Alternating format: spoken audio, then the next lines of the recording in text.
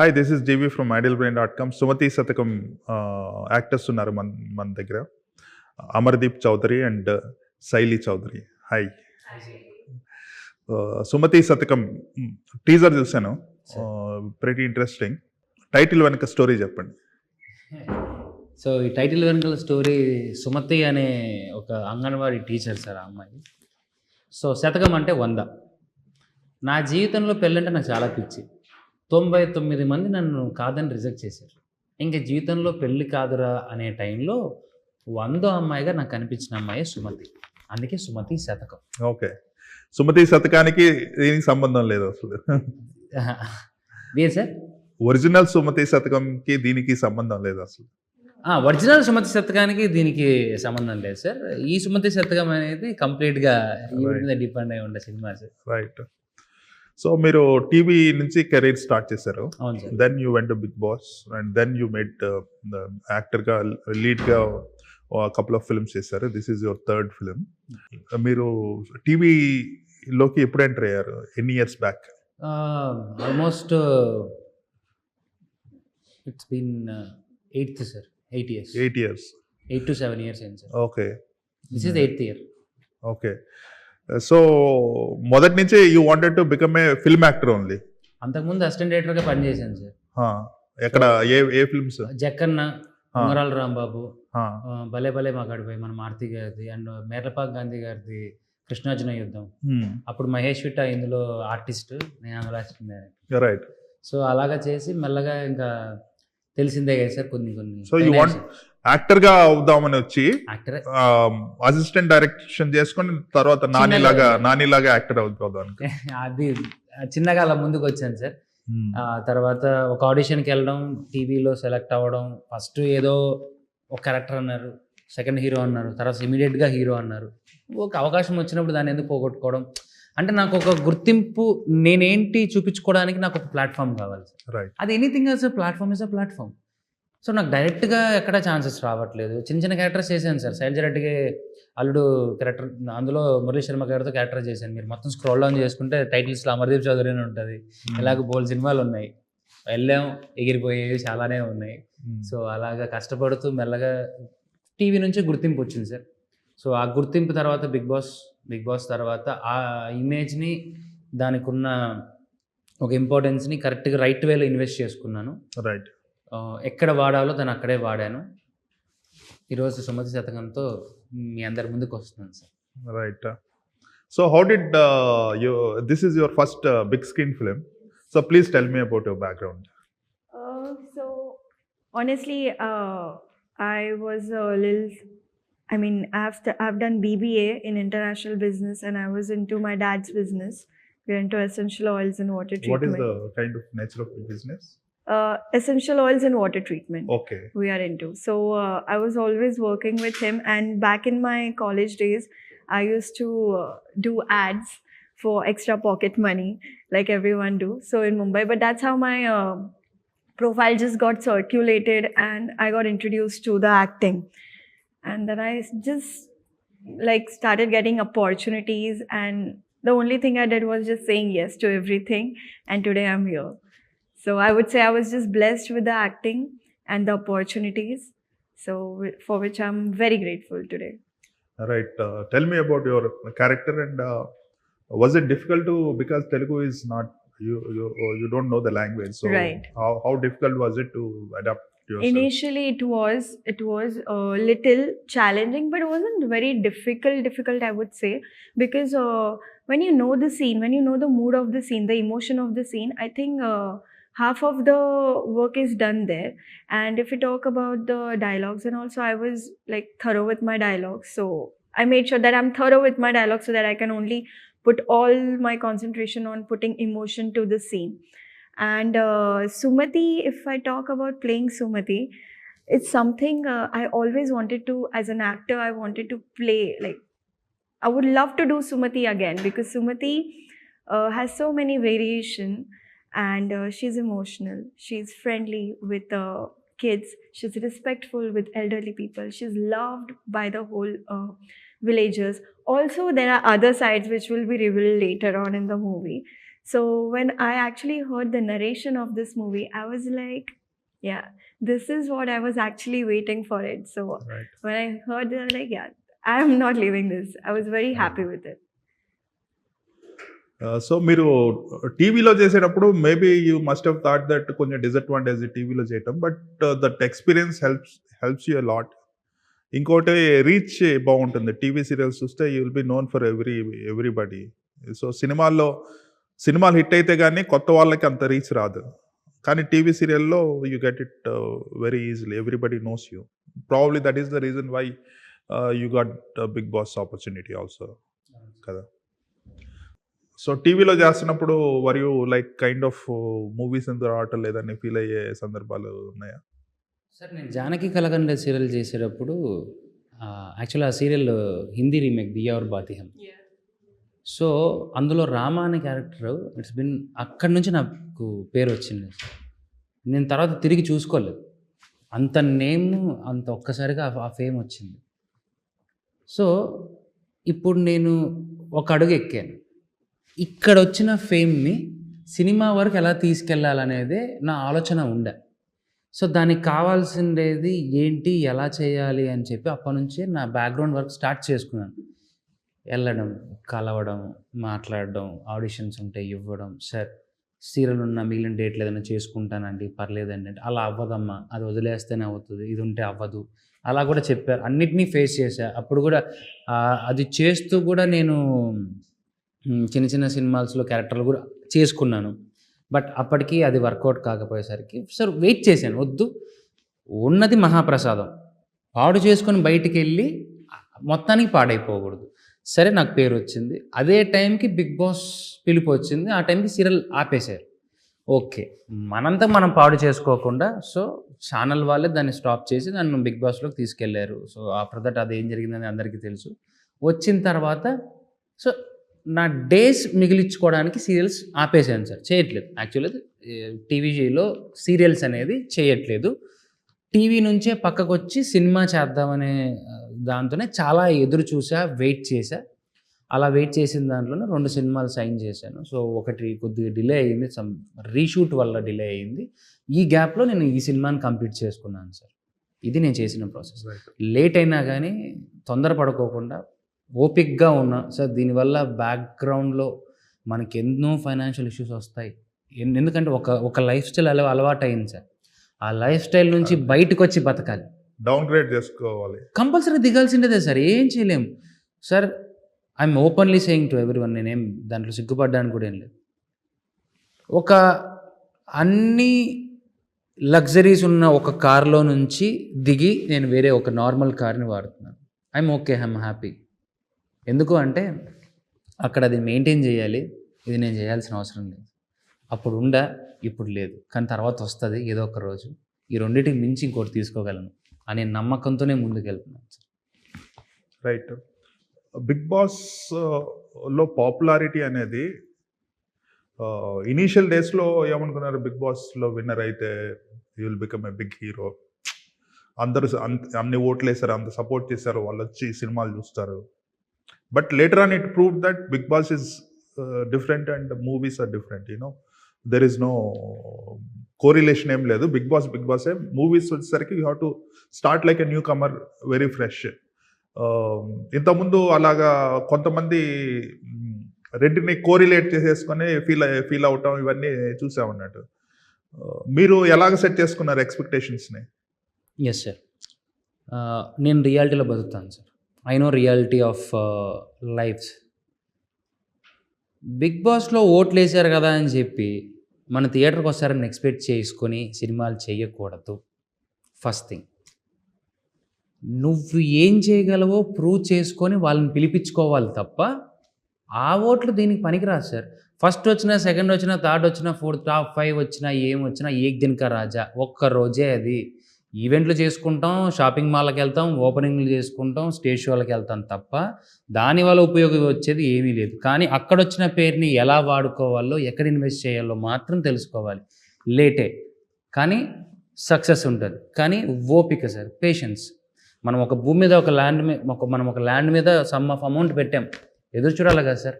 ఇమీడియట్గా నేను ఈరోజు బయటకు వచ్చాను, నా దగ్గర డబ్బు వచ్చేసింది, నేను ఒక భూమి కొన్నాను, రేపటికి ఇది పెరగాలి అంటే ఎలా పెరుగుద్ది? అవ్వదు. ఇదే బిగ్ బాస్ కూడా. వచ్చిన ఫేమ్ని ఎక్కడ ఇన్వెస్ట్ చేయాలో అక్కడ ఇన్వెస్ట్ చేసి ఓపిక్గా ఉండాలి సార్. కొన్ని ఎదురవుతాయి, కొన్ని తిట్టే వాళ్ళు ఉంటారు, సీజన్లు వస్తూ ఉంటాయి, సీజన్స్ పోతూ ఉంటాయి.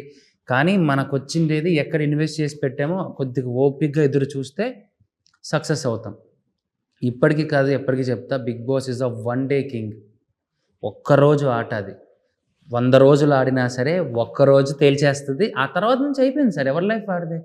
నేను రెగ్యులర్గా చూడ్డు సార్, మనకు మన మన మన పర్సనాలిటీ, మన అలవాట్లు, మన మాటలు చూసి కొద్దిసేపు వాళ్ళకి రిలాక్సేషన్గా ఉండి మాట్లాడుకుని ఓట్లు వేస్తున్నారే తప్ప, వాళ్ళని తీసుకొని వచ్చి నిజంగా పెద్ద హీరోలను చేయాలంటే అక్కడ ఉన్న వాళ్ళందరినీ ఈ పాటికి ఎంతోమంది అయిపోతారు సార్.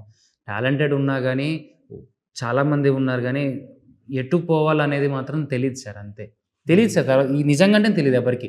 దీని నుంచి బయటకు వచ్చాక ఒక టైప్ ఆఫ్ జోన్లో ఉంటాం. డెల్యూజన్ చాలా మనం వచ్చామంటే మామూలుగా ఉండదు, మనం వచ్చామంటే రేటింగ్లు పెరిగిపోతే అసలు మనకు తిరుగులేదు, మన వ్యూస్ లేవు. కింద 67-68 మిలియన్స్ వ్యూస్ ఉండే మన డాష్ బోర్డ్లో ఇప్పుడు 10-15-20 మిలియన్కి వస్తుంది. అప్పుడు అలానే ఉంటుంది సార్. మనం వాడే సోషల్ మీడియా ఇన్స్టాగ్రామ్ యాప్లోనే 67 నుంచి 20కి దిగినప్పుడు మనం ఎంత సార్ అక్కడే అర్థం చేసుకోవాలి కదా. మనము దాన్ని అర్థం చేసుకొని రియాలిటీలో బతుకుతాను కాబట్టే నేను ఓపిక్గా ఉండి మంచి సినిమా వస్తే, మంచి కథ వస్తే చూసుకొని, సార్ బాగా చేస్తున్నారు కదా అని చూసుకొని చేస్తున్నాను. అలా చేసుకున్నాను సార్ నేను, అంతే. అందుకే నాకు ఇంత టైం పట్టింది సార్. అది మంచి అప్రోచ్.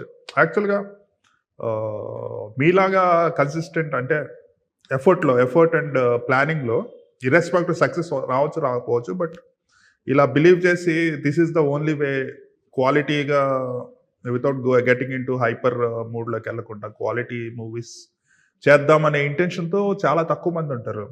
సో ఇంకోటి what I see is Bigg బాస్లోంచి వచ్చిన వాళ్ళంతా they either go into YouTube or ఇన్స్టాలో ప్రమోషన్స్ వాటి వరకే వెళ్తున్నారు తప్పితే nobody is actually waiting for the right project and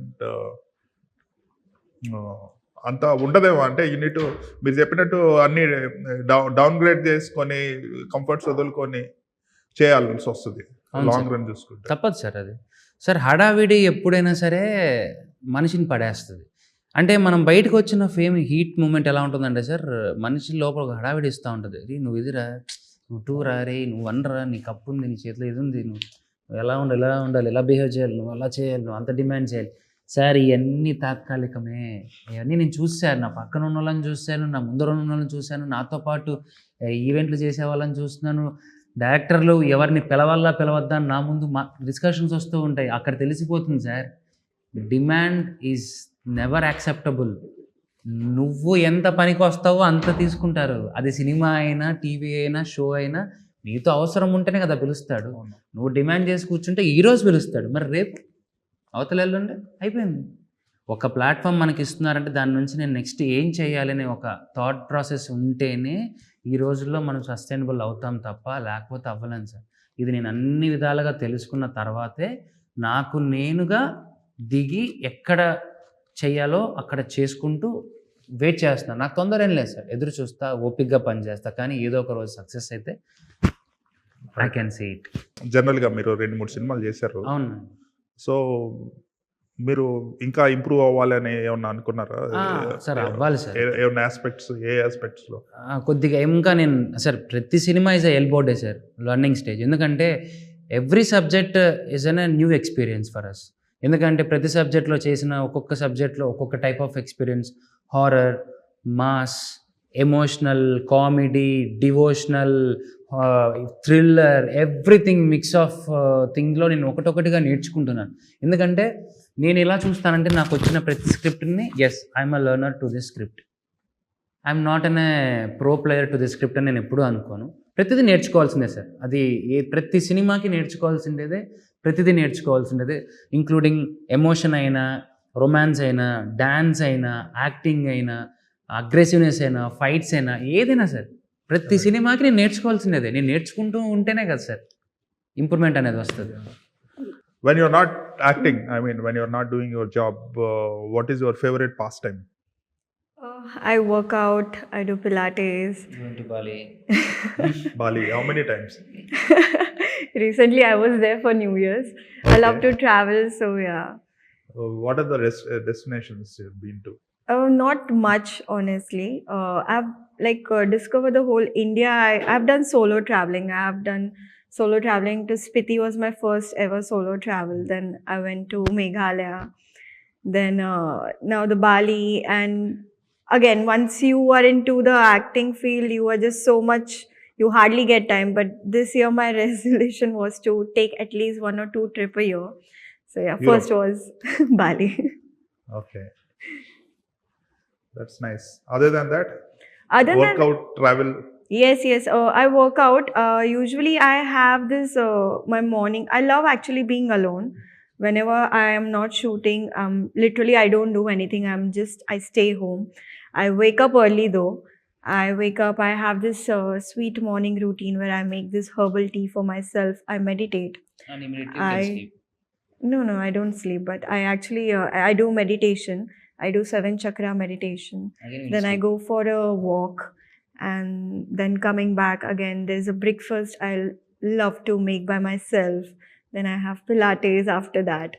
So I have this whole routine planned for a whole day, and I enjoy it, because I think actors, when they have nothing to do, the only thing they have to do is work on their body and mind. Mind is a major thing. I think everyone should work, not only actors, everyone, because once this is calmer, everything you can manage. So yeah. That's good. So you don't sound like a new, I mean, youngster. You know, she Old talks so school. mature.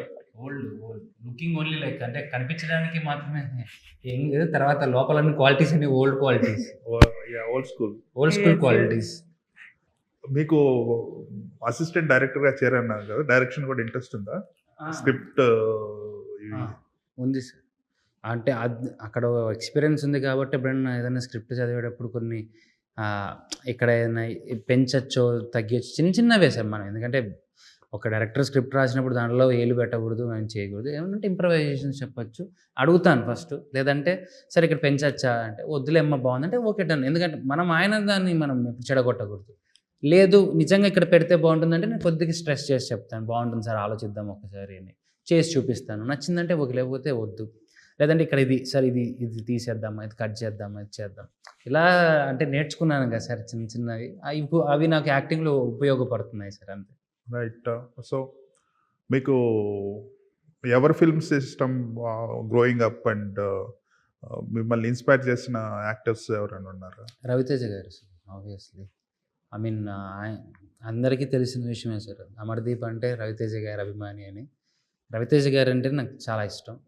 నా inspiration ఆయనే, నా గురువు ఆయనే sir. Obvious ఆయనను చూసే నేను cinema ఇండస్ట్రీకి రావడం అయినా, నేను యాక్టింగ్ కొంచెం యాక్టింగ్ లో కూడా హైపర్ యాక్టింగ్ ఉంటుంది. ఈ ఫిల్మ్, ఈ టీజర్ లో కూడా కొంచెం రవితేజ స్టైల్ లిటిల్ హైపర్ ఉంటుంది కదా. అవును సార్. మనం లిటిల్ రవితేజ గారు సార్, చిన్న రవితేజ గారి లాగా. అంటే చిన్నగా ఆయన సింధూరం టైంలో ఉన్న ఒక అక్కడ ఉన్న చిన్న ఏదైతే స్పార్కిల్ ఉంటుందో అది నేను పట్టుకున్నాను సార్. అంటే ఎక్కడో చోట ఎవరినో ఒకరిని గురువుగా తీసుకుంటాం, తప్పేముంది సార్. గురువు దగ్గర మనం నేర్చుకున్న తర్వాత గురువులాగా చేయడంలో తప్పేముంది. So I'm use to do like that only. Right. ఆయన కూడా అసిస్టెంట్ డైరెక్టర్ గానే వచ్చారు. అవును సార్, అవును sir. So path is also a background లేకుండా ఆయన కూడా ఈరోజు ఇక్కడ దాకా వచ్చారు. మనకు ఏ బ్యాక్గ్రౌండ్ లేదు సార్. నాకున్నదల్లా నా మీద నమ్మకం, నేను యాక్టింగ్ చేయగలను నమ్మకం, డాన్స్ చేయగలను నమ్మకం. ఓకే, ఈ నమ్మకం మీదనే వెళ్తున్నాను సార్, అంతే. రైట్. సో సుమతి శతకంలో 100th గర్ల్ ఇస్ సుమతి. అవును సార్. ఈ రెండు క్యారెక్టర్లు మీట్ అయ్యేది ఇంటర్వెల్కి మీట్ అవుతారా, ముందే మీట్ అవుతారా? ముందే సార్, ముందే మీట్ అవుతారు. సో వాళ్ళిద్దరి మధ్య గొడవ ఏంటి? మా ఇద్దరి మధ్య గొడవలు లేవు సార్ అసలు. నాకు కనిపించేది ఈ అమ్మాయి. సో ఈ అమ్మాయి నాకు అమ్మాయిని ఎలా పడేస్తారు? ఈ అమ్మాయిని ఒప్పించుకోవడం, ఈవిడ్ని అంత ఈజీగా ఒప్పించలేము. ఇంటర్వ్యూల తర్వాత కూడా ఒప్పుకోలేదే. కరెక్ట్గా మీకు సినిమా అయిపోయి 20 నిమిషాల ముందు ఒప్పుకుంటుంది. ఎలా ఒప్పుకుంది ఏంటి అసలు అనేది main point sir. So with in week the trailer is coming out. అందులో మీకు బ్రీఫ్గా ఉంటుంది sir. Right. So February 6th release అవుతుంది. అవును సార్.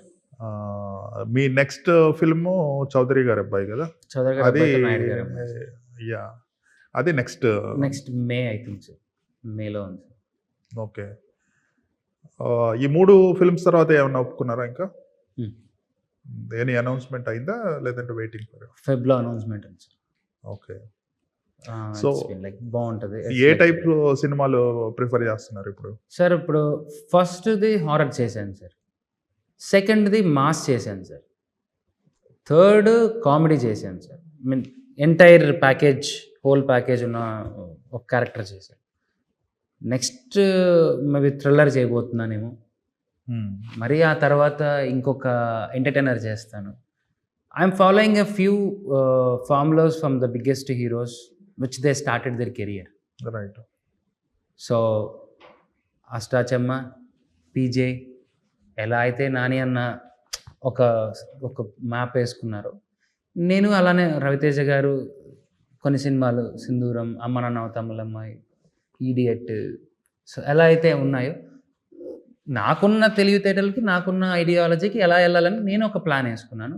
But Right. ప్లాన్స్ వేయడం ఈజీ సార్, ఇంప్లిమెంటేషన్కి టైం పడుతుంది, కట్టడానికి టైం పడుతుంది, ఓపిక్గా ఎదురు చూడాలి. నేను అది ఎదురు చూస్తున్నాను సార్, అంతే. రైట్. మీకు ఇచ్చే రెమ్యునరేషన్ కి మెయింటెనెన్స్ కి ఈజ్ ఇట్ ఇనఫ్? ప్రజెంట్ సరిపోతుంది సార్, చాలు. There is no other source of income? మీరు ఇన్ఫ్లుయెన్సర్ గా కూడా, అంటే ఇన్స్టాలో ఫాలోవర్స్ ఉంటారు, అవి ఉంటాయి కదా, ఏమి?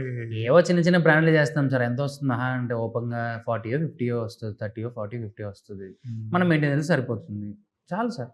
బట్ ఏది ఎవరికి డబ్బు ఇది చాలు అని మనం చెప్పలేము, డబ్బు అనేది అందరికీ కావాలి. బట్ నాకు ఈరోజు నేనున్న పరిస్థితికి, నేనున్న దానికి, నేను చేసుకున్న దానికి చాలు. ఎక్కువ ఎక్స్పెక్ట్ చేస్తే ఉన్నదే పోతుంది, ఉంచుకున్నదే పోతుంది సార్, ఎదురు చూద్దాం. Right. So what have you accepted any other films? No, but there are, like, I'm talking. Waiting for Let's- the release? Yeah. Nice. So Sumati Satkam is releasing on 6th of February. Yes. And wishing you both all the best. Thank you so much.